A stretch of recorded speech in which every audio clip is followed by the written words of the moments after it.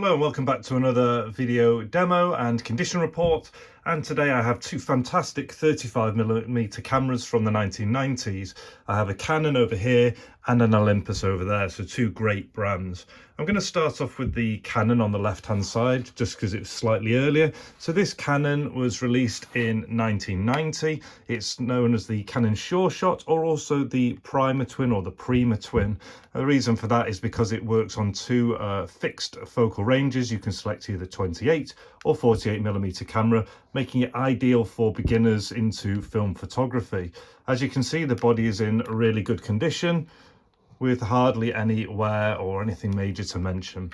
So in line with it being for beginners, in terms of the two focal ranges, that kind of continues on into the functionality. You have your button here to take the photo, a button to change between the two ranges, a focal lock on the distance, and a self timer. Other than that, there is simply a little tab that stands out. It says tilt on it, and that allows the camera to either be leveled or unleveled depending on what you're trying to achieve.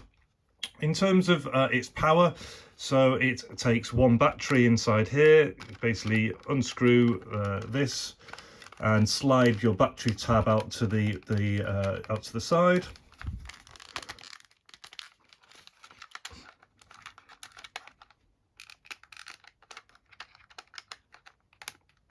Don't pull it, just slide it, and inside there will go a common 2 CR5 battery, terminals pointing down to the bottom. And I'm just going to go off camera just for a second because it's quite hard to go down, in and turn at the same time. So literally just give me 10 seconds whilst I slide that back on. So all I'm doing is sliding it in from the side,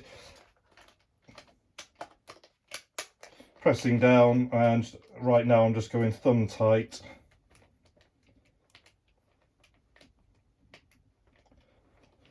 And that's done. You would tighten this up a little bit more if you had the time. So that's now done. To operate the camera, you have the slide here to essentially open this up, and you can see the camera pops into action. Now, depending on which setting you have, if you push the focal range, you can see it's either going in or out. And as that happens, I don't know if you'll be able to see here, it changes there. You can see a slider coming across which changes the magnification.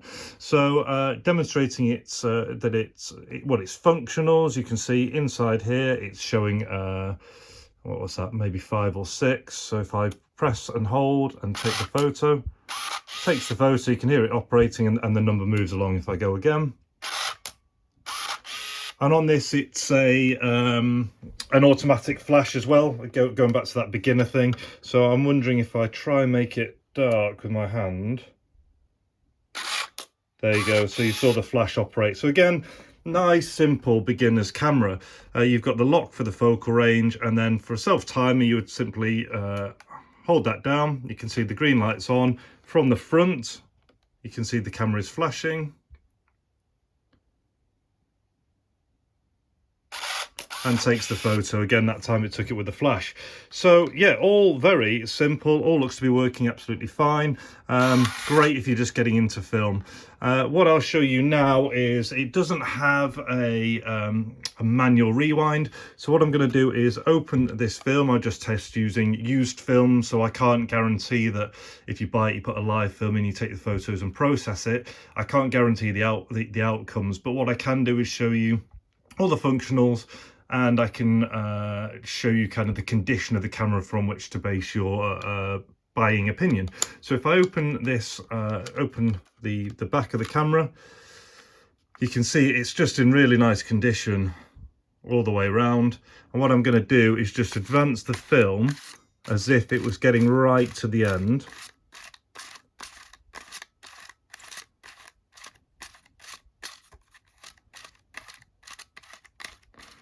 Sacrilege, I know. Close that down, and now there you can see here it got to the end of the film,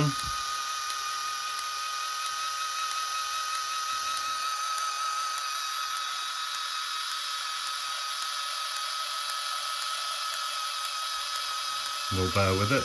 In fact, whilst that's doing, I'll just quickly show you the case. Canon case there that comes with it. So that's the film fully rewound. Open it up, and then you would take your film away and go and get it processed, and that allows me to just show you the internals. So that was the 1990 Sure Shot Prima Twin with the dual focal range. So yeah, one thing I'd say, every now and then when you close it, just be firm with it, and occasionally it might, you literally may get a millimetre or so, just give it a little nudge at the end. So that's that one, and now we'll move on to the slightly more advanced Olympus Superzoom 70. This one came out in 1993. Again, you can see the body is in really nice condition all round, and as you can see from the settings, it's a more advanced camera. We've got a zoom range from a variable zoom range from 38 to 70, which will be operated by that control, on off, different modes, the flash, the timer setting on there. And as you generally get with more advanced ones, you can see there in the middle, you've got your manual film rewind. So to power this one up, it's more of a it's in the side, so you don't have to unscrew anything. It says open with a coin, but if you get something suitable, and you have two choices of battery for this. So you can either go with an AA battery, so you basically put one in here and one in here, and that works. Or you're also able to use a single CR123A, and the way that works is you put it up into this section here instead, and you lift it up, and let me just get it, it's quite tricky one hand.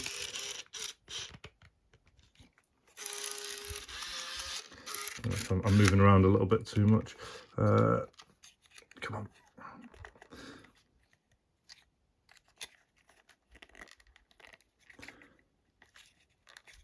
There we go. So you can also put one of those in there as well. Now, personally, and you heard it all wake up. So if I haven't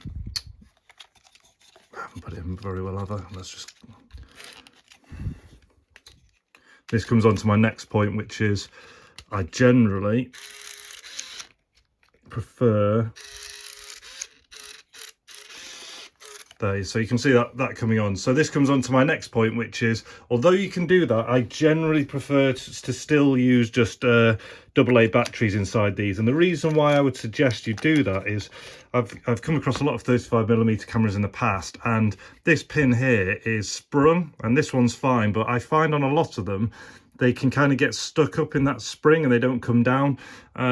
So if you do choose to use it, just do it with care when you're pushing in. Try not to jam that pin all the way up to the top. But as you can see, it works on that. And I'm just going to, because I find it easy to put in and seat correctly, I'm just going to put two AA batteries in instead. Close the door. So it works on both. And so you can see the mechanism when it's off, closes up. When it's on, opens up. And then in terms of its focal range, you're just operating this here. So that all works absolutely fine. And then here you have modes which kind of bring up stuff like the date. It just cycles through. So you got, I think that's what shows on the film. So you can either have it showing that information, the date and time, or you can have nothing on. You've got the button for the flash, so it's on auto S, off, or fill in. So, and then over here you've got the kind of self timer. Oh, sorry, that's for remote control or a self time by all accounts, and the rewind. So if I take a photo, so we're showing 14, what I'll do is I'll put the flash to, let's just go auto. Nothing on there. Let's see if we can force it. Where's my sensor? Force it to take a flash.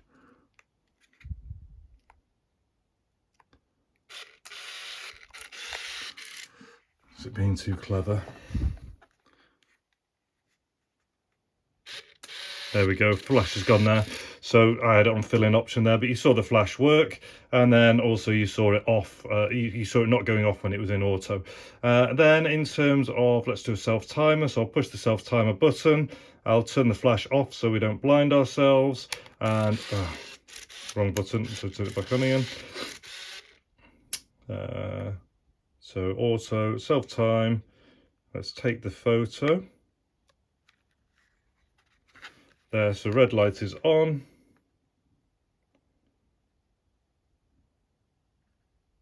Flashing. And it took the photo, and you saw at the start we were at 17 and we're now on 18, so that's all advancing fine. The set button will be for setting things such as the date, I believe. So if we were on here, set, maybe I have to go through a number of times.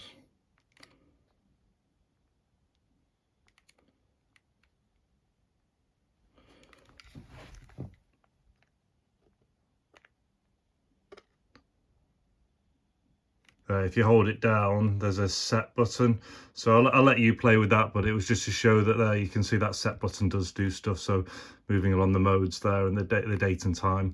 Yeah, finally I guess we'll just show you the rewind function. So on this one you would depress here, you can hear the camera rewinding.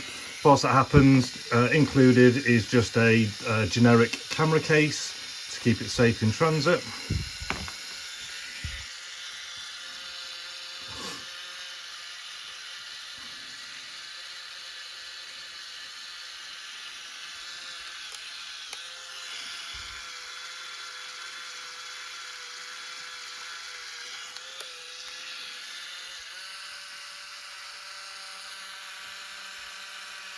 Almost there.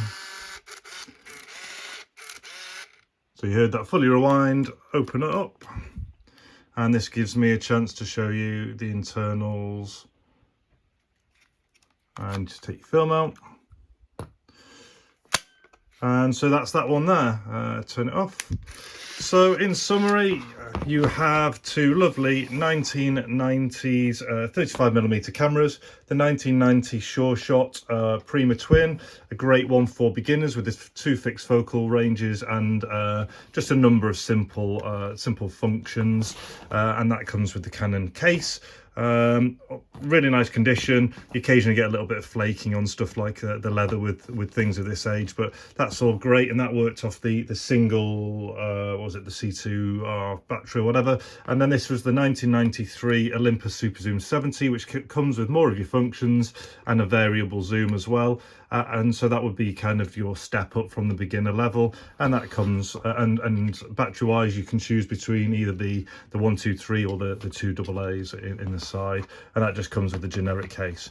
I hope you've enjoyed the video, exploring these two cameras. If you did, please feel free to like and subscribe. That always helps, or drop a message in the comments, and I shall see you in the next one. All the best, take care, and see you.